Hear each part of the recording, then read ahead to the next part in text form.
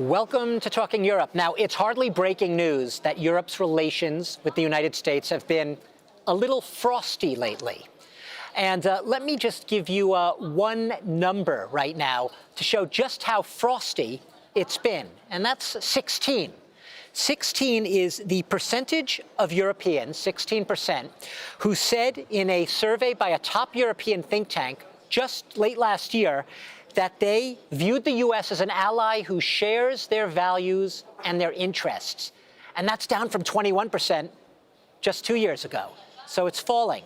Now, it's a sobering number, I think, for my guest today. His name is Brando Benifei. And as you might imagine, he is an MEP from Italy. But more importantly is one of his positions, and that is he is the head of the European Parliament Committee for Relations with the United States. I'll say that once more.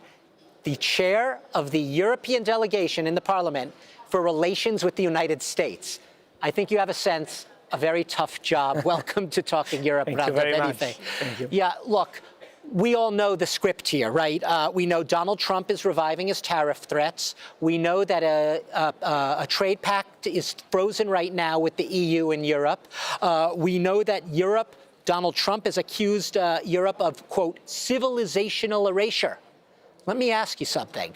Given your position, with friends like that, do you need enemies? Well, we are trying to be very constructive. We think that the transatlantic relation is still very important, notwithstanding these difficulties, because it's based on common interests, on economic interests, on security interests.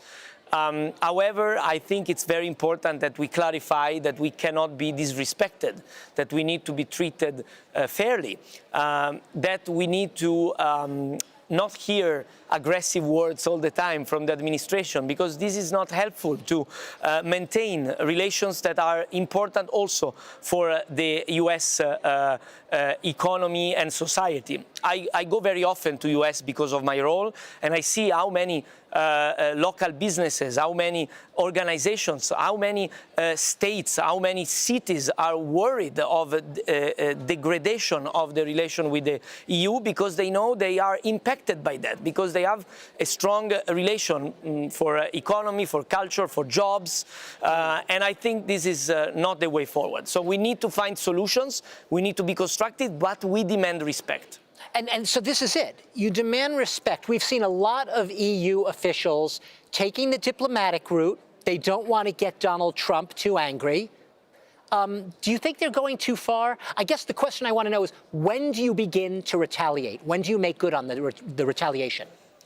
I think that on the Greenland issue, when there was this threat to the sovereignty of on a territory that is part of a European country, Denmark, the reaction from the governments and from the EU institutions being clear that we would have to retaliate firmly, inevitably, I would say, I think it worked, because in my opinion, the fact that now there is an ongoing, more calm, more reasonable dialogue on the future of Arctic security for that part of the world is due to the fact that we finally have shown a little more determination from our governments. And in my opinion, it's important that our American counterparts understand, I say that every time, our constituents want us to be firm, they want us to be tough. And we do not like escalation. It's useless, it's not good, but we will not accept to be treated badly. And so I think that in the next steps also for the trade deals, we need to see full confidence and a constructive attitude from both sides if we want that to function. You said that you've been to the US, you've spoken with local people on not just national level, and there's a sense you get that they want a good relationship. What about the Congress? You know a little bit about the US Congress. Absolutely. Where are they? Are they going to speak out at some point? Well, I lead this delegation of the European Parliament, which has the prime role of having a dialogue with the Congress. So I meet regularly in presence, but also at a distance with a video call members of Congress from both parties. Could you name some names? Well, we have a few that are formally part of this dialogue, and you could find it also on the web page of the Congress. But we have Republicans, for example, a Texan Republican, Moran is leading this work for the Republicans. We have Costa from California, from the Democrats, that is doing it for the Democratic Party. And we have many members that are participating from our side and their side. And the message is clear. They want a constructive dialogue and a better relation with the EU. They think that we need to find solutions on the existing issues. Some of them might be more pro-Trump, but all of them, they want the relation to work. And so we need to be clear on where are our limits and what we can do and what we can't do. Clarity. Another issue of clarity recently, the European Union signed, I guess, a landmark trade treaty with India. You were recently, I think you said end of October, in India. Yeah. Was this part of that strategy of Europe showing the U.S., well, this is what's going to happen? Well, I think we need to be clear with the U.S. that we have other options on the trade part, and we are working for differentiation and diversification of our trade routes. India is very important now for various sectors: agriculture, mechanical industry, semiconductors. In fact, it's hosting, and I will be there, the World AI Summit in India that follows the one in Paris that was just last year.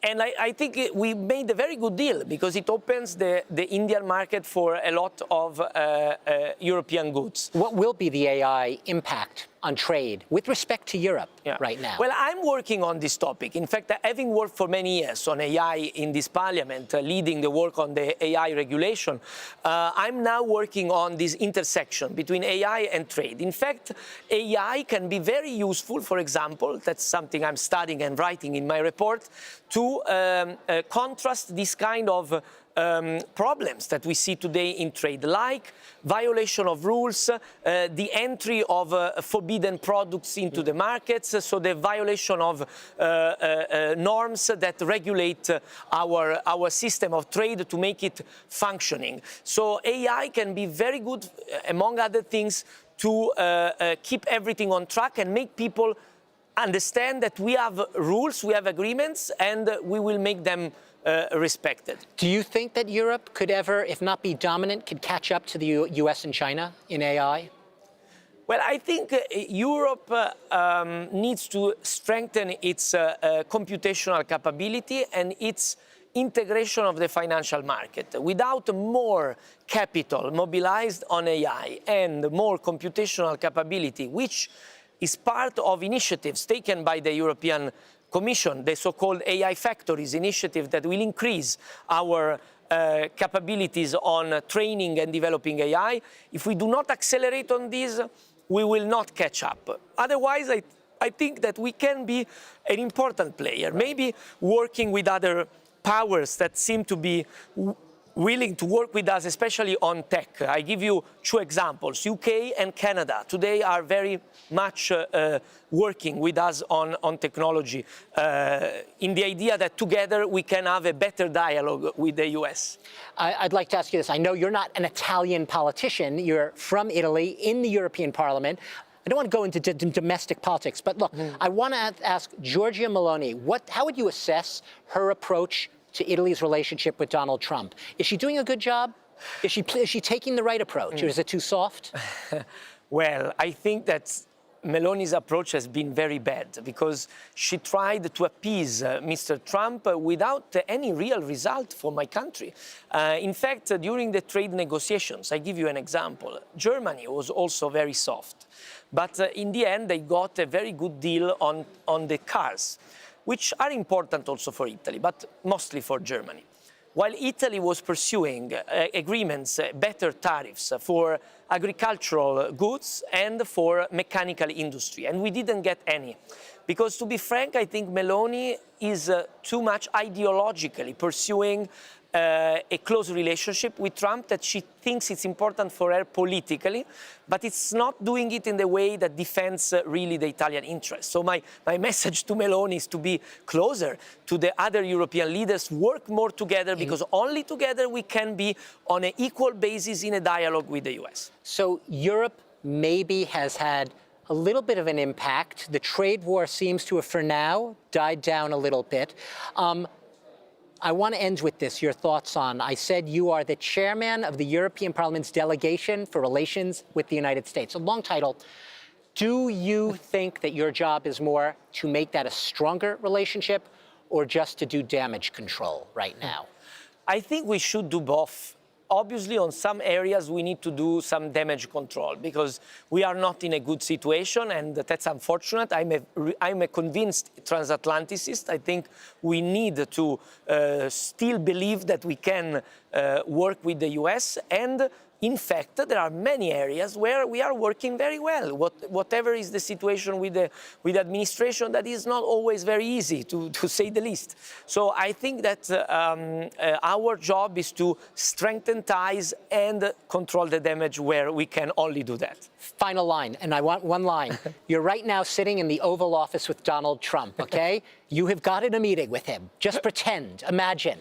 Yeah. Okay, you have 5 minutes. Tell me. I don't have 5 minutes, you have with him. Yeah. Tell me one line directly to him that you would like to say. Difficult question, but I would say Europe and US can prosper together. And it has been for a long time, and we need to continue in this direction. We can end on a note of optimism there. Brando Benifei, thank you so much. MEP from Italy with a tough diplomatic job right now. He's trying to keep the US-Europe relationship on an even footing right now in very turbulent times. Thank you all for watching the interview here on Talking Europe.